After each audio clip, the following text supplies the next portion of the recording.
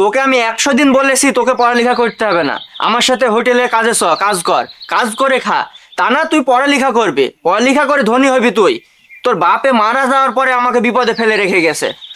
তুই জুতা কিনে নিয়ে যা, আমি জুতা কিনে দিতে পারবো না তোকে। আমাদের ছিল এক মহাবীর, নাম যে ছিল তার তিতুমির। শত বাধা জুলুমের পরে সে হয়নি কখনো কভু নতশির।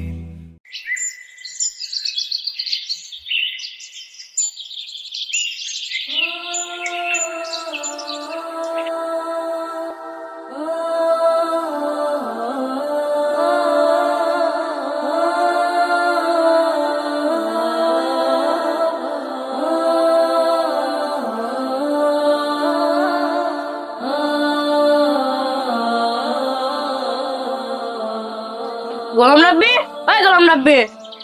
হ্যাঁ, 2 দিন পর পর তোর জুতো সেরা লাগে। মাদ্রাসায় দেরি হয়ে যাচ্ছে, চল মাদ্রাসায় চল। আসি আসি, দাঁড়া। এক জোড়া জুতা কিনতে তোর কি হয়? তোর চাচাকে বলতে পারিস না? আয় তাড়াতাড়ি মাদ্রাসায় আয়।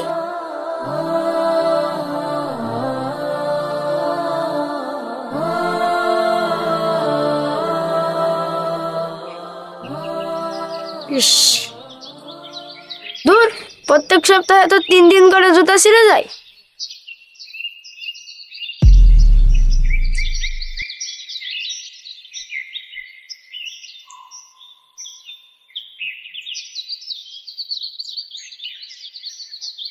ইস, জুতাটা ফেলে দিল, জুতাটা সেলাই করে নিতাম।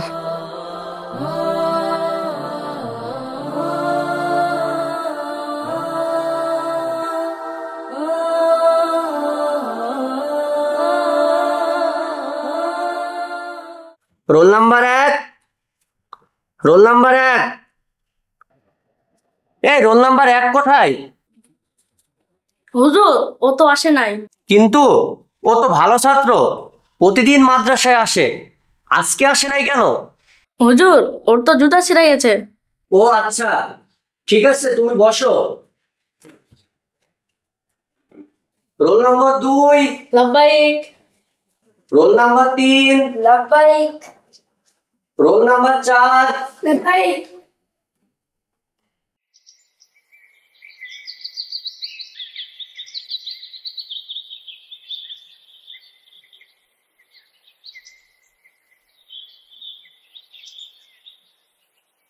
চাচা। হ্যাঁ, তুই মাদ্রাসায় গেছিলে না?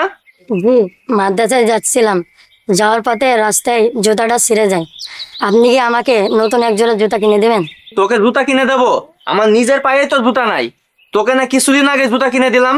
তোকে আমি 100 দিন বলেছি তোকে পড়ালেখা করতে হবে না, আমার সাথে হোটেলে কাজে কাজ কর, কাজ করে খা।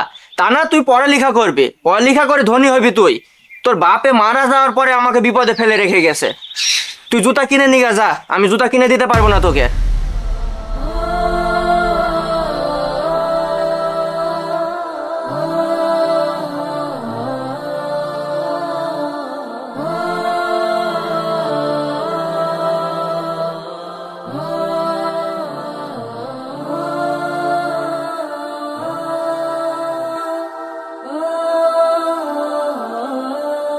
এই তো জুতাটা পেয়ে গেছি।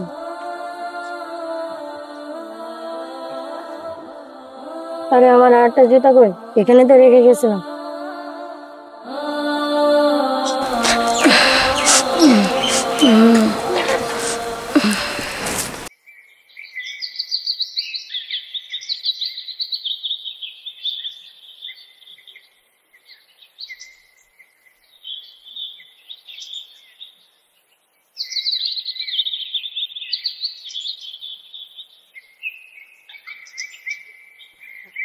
আরে রাস্তায় দেখে জুতা পরে আছে, জুতাটা নিয়ে নি।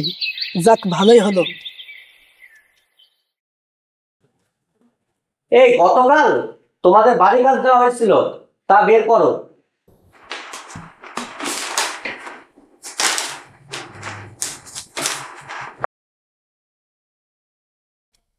আসসালামু আলাইকুম হুজুর।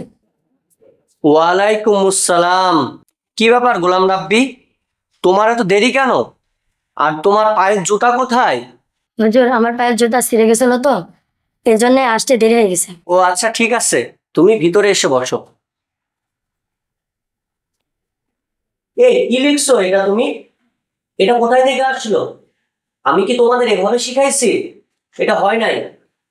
তোমারটা দেখি।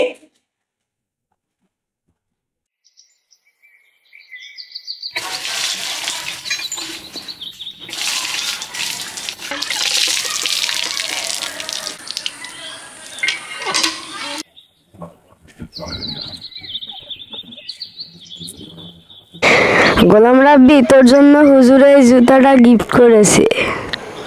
জুতা দিছে মানে? না না, এই জুতা আমি নিতে পারবো না। পরে যদি চাচা দেখে তাহলে চাচা মনে করবে যে আমি কোথা থেকে চুরি করে নিয়ে নিছি। চাচা আমাকে বকা দেবে। তোরা যা, হুজুরকে বলগা এই জুতা আমি নিতে পারবো না।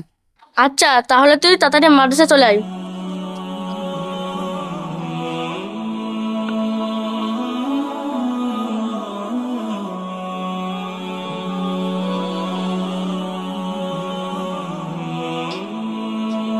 হুজুর, আসসালামু আলাইকুম।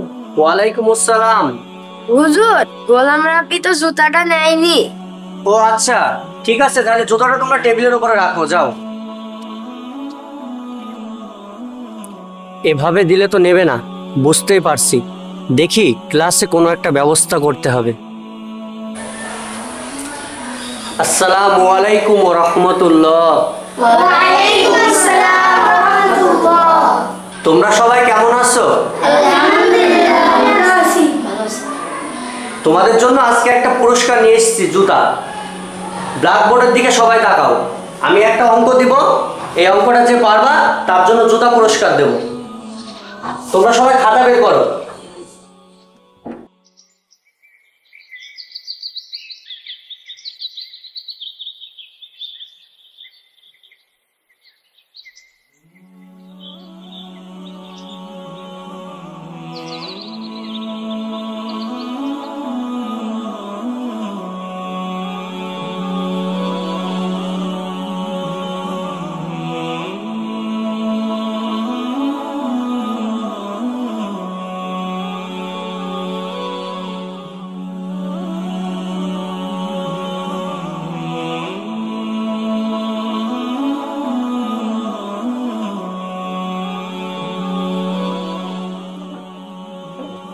না, এভাবে তো হবে না, অঙ্ক তো সবারই সঠিক হয়েছে। আচ্ছা, তোমরা সবাই শোনো, আমি যে অঙ্কটা দিয়েছিলাম সে অঙ্কটা তো তোমরা সবাই পারছো, আর পুরস্কার তো একটি মাত্র, তাহলে সবাইকে তো এই একটি পুরস্কার দেওয়া সম্ভব না। তাই এই বাটিতে তোমরা তোমাদের খাতায় নিজ নিজ নাম লিখে এই বাটিতে রাখো। আমি একটি লটারি করব, লটারির মাধ্যমে যার নামটা উঠবে তাকে আমি এই পুরস্কারটা দেব। তোমরা সবাই বুঝতে পারছো?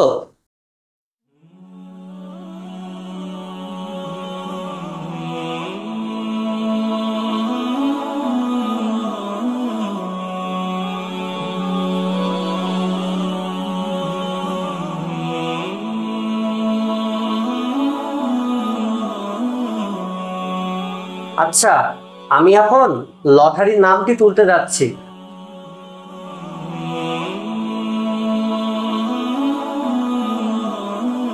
আমি এখানে যে নামটি দেখতে পাচ্ছি, গোলাম রাব্বি।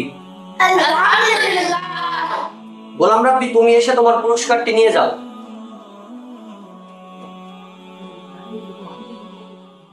যাও, তুমি তোমার জায়গায় যেয়ে বসো।